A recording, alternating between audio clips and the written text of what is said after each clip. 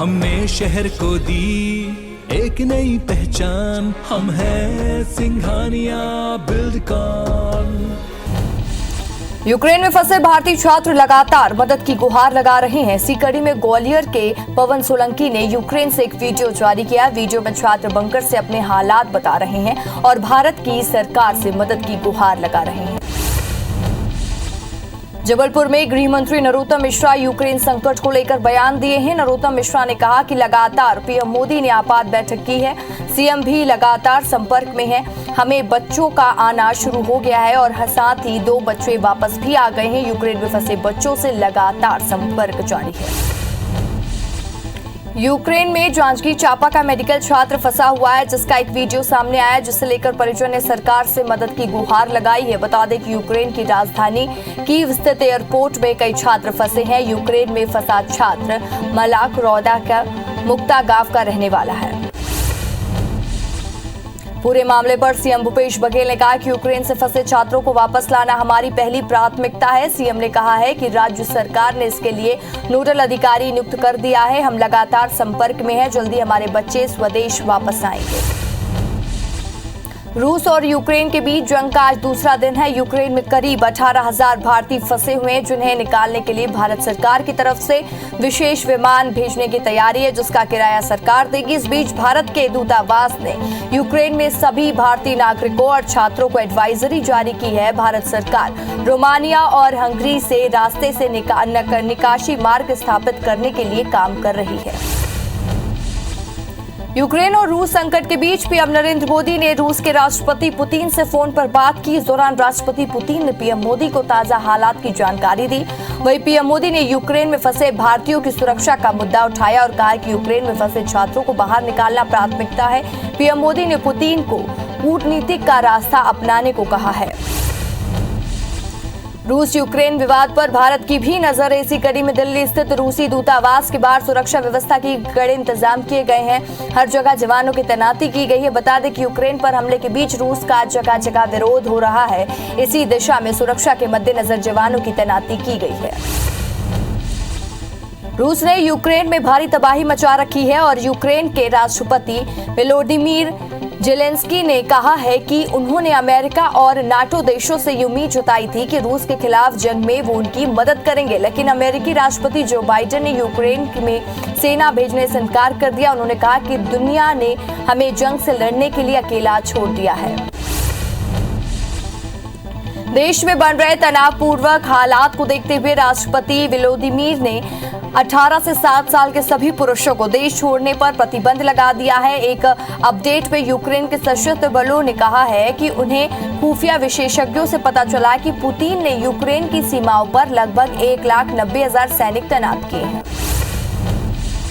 Ukraine पर हमलों के बीच रूस ने ब्रिटिश विमानों के लिए अपना एयर स्पेस बंद कर दिया है। इधर यूक्रेन की राजधानी कीव के उत्तरी जिलों में लड़ाई जारी है। यूक्रेन सेना का कहना है कि वो राजधानी कीव के बाहर रूसी सेना से लड़ रहे हैं। रूस के यूक्रेन पर चढ़ाई करने के 8 घंटे में ही नाटो सक्रिय हो गया है। वहीं सदस्य देशों के साथ ही बैठक के बाद नाटो ने कहा है कि हम हर तरह के यूक्रेन के साथ खड़े हैं। अमेरिका, ब्रिटेन, चेक रिपब्लिक और बेल्जियम और यूरोपियन यूनियन ने भी रूस के हमले की निंदा की है। इससे पहले पुतिन ने मिलिट्री ऑपरेशन की घोषणा करते हुए धमकी दी थी कि कोई इस मामले में दखल न दे, वरना अंजाम बुरा होगा। यूक्रेन और रूस विवाद को लेकर अमेरिकी राष्ट्रपति बाइडेन ने संबोधित किया है और जिसमें उन्होंने कहा है कि बिना किसी कारण युद्ध करना वहीं अन्यायपूर्वक है और रूस के 4 और बैंक और आर्थिक गतिविधियों पर बैन लगाया जाएगा। वहीं भारत से बातचीत के बाद अगला कदम उठाने की बात कही है।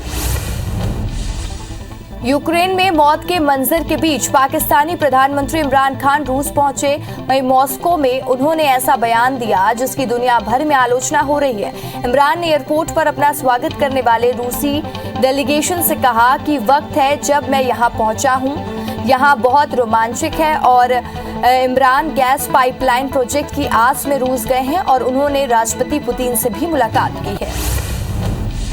यूपी में 5वें चरण के लिए चुनाव प्रचार थम गया है। यहां 27 फरवरी को मतदान होगा। 5वें चरण में अमेठी, अयोध्या समेत 12 जिलों की 61 सीटों पर मतदान होने हैं, जिसमें से कई दिग्गजों की किस्मत दांव पर है। चुनाव प्रचार के लिए यूपी के सुल्तानपुर पहुंचे सीएम योगी आदित्यनाथ ने विपक्षी पार्टियों पर निशाना साधा। संबोधन में इस दौरान योगी ने कहा कि अब तक 4 चरणों में हुए मतदान के रुझान बताते हुए विपक्ष के तमाम नेताओं ने अभी से विदेश भागने के लिए अपने टिकट 11 तारीख के लिए बुक करा लिए हैं।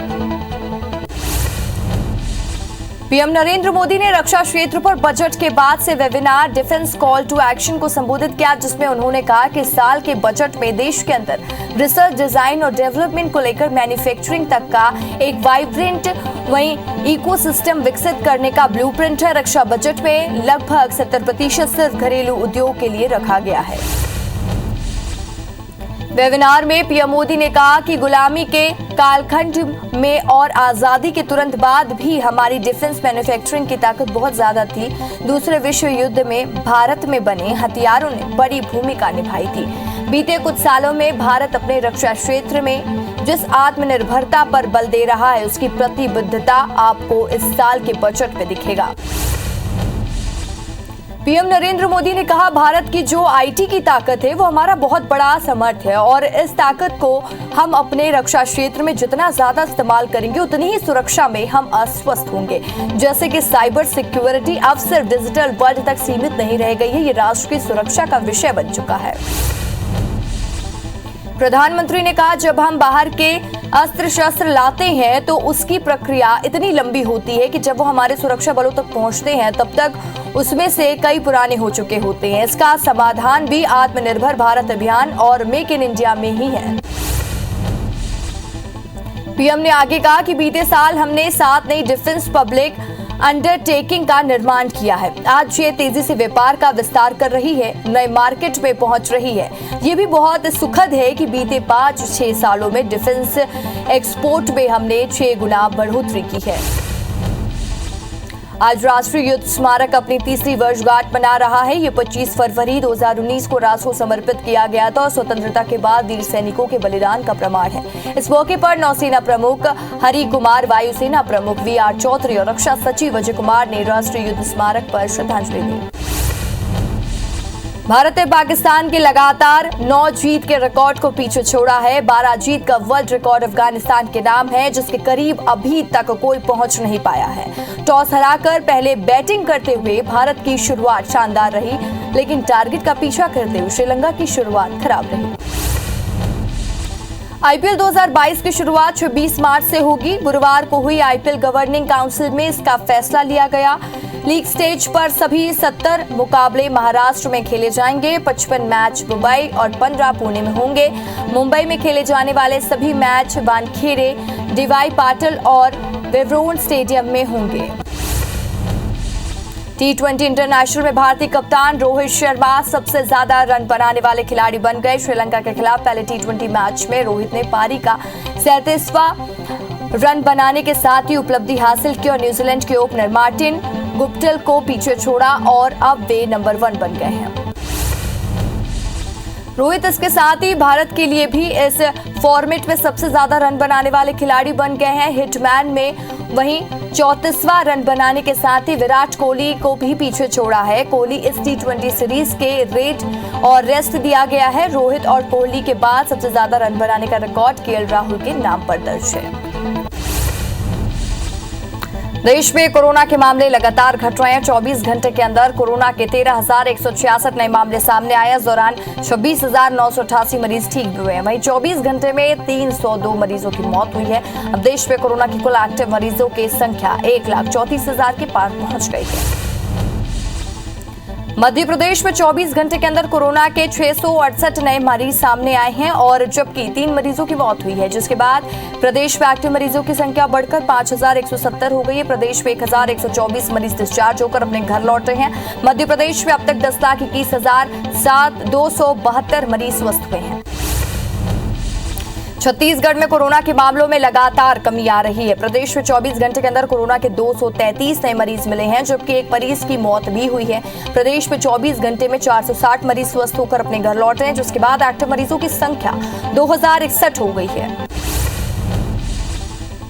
देश में वैक्सीनेशन का आंकड़ा 176 करोड़ 78 लाख के पार पहुंच गया, जिसमें 96 करोड़ 47 लाख से ज्यादा पहला और 78 करोड़ 46 लाख से ज्यादा को दूसरा डोज लगाया जा चुका है। वहीं 1 करोड़ 85 लाख से ज्यादा बूस्टर डोज लगाए गए हैं। मध्य प्रदेश में 11 करोड़ 35 लाख और छत्तीसगढ़ में 3 करोड़ 65 लाख से ज्यादा टीकाकरण हो चुका है। गृह मंत्री नरोत्तम मिश्रा एक दिवसीय दौरे पर जबलपुर पहुंचे, जहां उन्होंने दिवंगत निमी देवी रोहाणी क्रिकेट टूर्नामेंट की शुरुआत की और इसके बाद नरोत्तम मिश्रा ने मैदान में क्रिकेट भी खेला। बता दें कि एमएलए अशोक रोहाणी की दादी की स्मृति में ये आयोजन होता है।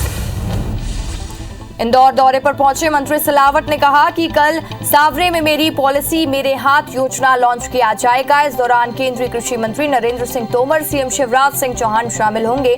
साथ ही सिलावट ने बताया कि पीएम नरेंद्र मोदी ने मध्य प्रदेश के 1,86,000 किसानों के खातों में 380 करोड़ डाले हैं, जिससे 50,000 किसानों को बीमा का लाभ मिला है। रायपुर के इंदिरा गांधी कृषि विश्वविद्यालय में स्थानीय कुलपति की नियुक्ति की मांग को लेकर जारी विवाद खत्म हो गया है। राज्यपाल अनुसुईया उइके ने डॉक्टर गिरीश चंदेल को विश्वविद्यालय का नया कुलपति नियुक्त कर दिया, जिसे लेकर सीएम भूपेश बघेल ने खुशी जताई है। पहली बार स्थानीय कुलपति की नियुक्ति हुई है। भोपाल में 1 मार्च से स्वच्छता सर्वेक्षण 2022 का सर्वे शुरू होगा और जिसके तहत 27 फरवरी तक दस्तावेज अपलोड करने होंगे। पहले चरण में भोपाल समेत 3 जिलों और नगर निगम में सर्वे होगा। नगरीय प्रशासन ने निकायों को अलर्ट और पुख्ता तैयारियों के लिए पत्र लिखा है। दुर्ग के रसाली नगर निगम में 38 बकायेदारों की सूची सार्वजनिक की है। सूची में 23 लोगों के खिलाफ 35 लाख का कुर्की आदेश भी जारी किया गया। नोटिस में व्यावसायिक और घरों का बकाया टैक्स शामिल है। निगम आयुक्त आशीष देवांकर ने आदेश जारी किया है। छत्तीसगढ़ माध्यमिक शिक्षा मंडल ने महासमुंद में केंद्रीय आयुक्तों के साथ ही 12वीं और 10वीं बोर्ड परीक्षाओं के लिए गोपनीय सामग्री वितरित की। सामग्री लेने के लिए जिले से बड़ी संख्या में लोग स्कूल पहुंचे। केंद्र अध्यक्ष स्कूल पहुंचे और इस साल 10वीं के 15,081 और 12वीं के 11,252 छात्र परीक्षा देंगे। बीजापुर में नक्सलियों ने सीएएफ जवान की हत्या कर दी है। मृतक अर्जुन सीएएफ 22वीं बटालियन का जवान था, जो कि पिछले कुछ दिनों से बीमार चल रहा था। मृतक 1 महीने पहले मेडिकल लीव पर अपने घर गया हुआ था, जहां उसका इलाज जारी था। घटना की पुष्टि एसपी कमलोचन कश्यप ने की है। महासमुंद के कोतवाली थाना क्षेत्र में एक भाई ने दूसरे भाई की डंडे से पीट कर हत्या कर दी। सूचना मिलते ही मौके पर पहुंची पुलिस ने आरोपी को गिरफ्तार कर जांच शुरू कर दी है। जानकारी के मुताबिक पैसों की लेन-देन की वजह से आरोपी ने मृतक की हत्या की है। घटना के बाद से गांव में दहशत का माहौल है। इंदौर में लापता ड्राइवर की हत्या का पुलिस ने खुलासा किया है। बाणगंगा पुलिस के मुताबिक मृतक के घर की खुदाई की गई, जहां उसकी लाश मिली है। बताया जा रहा है कि मृतक की पत्नी ने उसकी हत्या करके घर में लाश को दफनाया था। फिलहाल पुलिस मामला दर्ज कर कार्रवाई शुरू कर चुकी है। राष्ट्रीय राजधानी दिल्ली में कोरोना वायरस के मामले अब काफी कम हो गए हैं। मामलों में गिरावट के साथ ही सकारात्मक दर में भी गिरावट आई है। इसके मद्देनजर शहर में लगी कोरोना पाबंदियों को वापस ले लिया गया है। मुख्यमंत्री अरविंद केजरीवाल ने इसकी जानकारी देते हुए कहा कि 1 अप्रैल से स्कूल पूरी तरह से ऑफलाइन काम शुरू कर देंगे। ईडी द्वारा गिरफ्तार किए जाने के 2 दिन बाद महाराष्ट्र सरकार में मंत्री नवाब मलिक को अस्पताल में भर्ती कराया गया है। वो मुंबई के जेजे हॉस्पिटल में भर्ती हैं। हालांकि उन्हें किन कारणों से अस्पताल में भर्ती किया गया, इसकी जानकारी अभी तक नहीं मिली है। बता दें कि बुधवार को एनसीपी नेता को ईडी ने गिरफ्तार किया था। उन पर दाऊद इब्राहिम के करीबी से संपत्ति खरीदने का आरोप है। जम्मू कश्मीर के शोपियां जिले में आतंकियों और सुरक्षा बलों के बीच में मुठभेड़ में 2 आतंकवादियों को मार गिराया गया है। आतंकवादियों के पास से भारी मात्रा में हथियार भी बरामद किए गए हैं और इलाके में गहन सर्च ऑपरेशन अभी भी चल रहा है। मारे गए आतंकवादियों की अभी पहचान नहीं हो पाई है, न ही ये पता चल पाया कि वे किस समूह से जुड़े हुए हैं। उत्तर प्रदेश के सराथू में सपा नेता जया बच्चन ने बीजेपी पर निशाना साधा है और उन्होंने कहा है कि मैं 15 साल वहीं पार्लियामेंट में रही हूं। इन्होंने झूठ के सिवाय कुछ नहीं कहा है। जब ये सत्ता में हैं और जब ये सत्ता में नहीं थे, इन्होंने कभी भी महिलाओं की सुरक्षा के लिए एक शब्द भी नहीं बोला।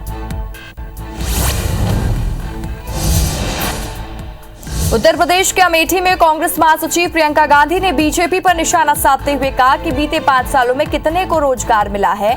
इन्होंने जो जानबूझकर 12 लाख सरकारी पदों को खाली रखा है उसे हम सबसे पहले भरेंगे। इसकी हमने पूरी लिस्ट बनाई है और इसके अलावा हम 8 लाख नए रोजगार देंगे।